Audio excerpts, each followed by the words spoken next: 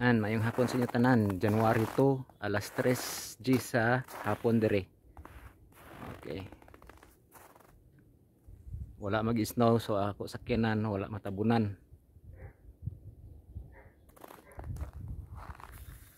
Pero baga pagyapon no. Grabe katugnaw. Ang atop sa amo ang gipuy-an na anak kabaga ang ayos na karon dia sa atop. Grabe pagyapon. Mananing kinabuhi diri sa Canada.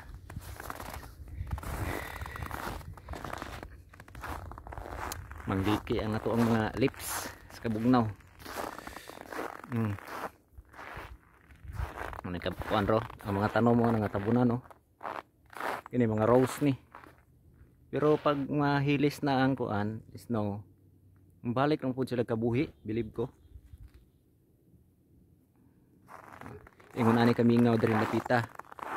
Wala gyud mga tawo magawas-gawas lisod pod, oh. Ang kalsada.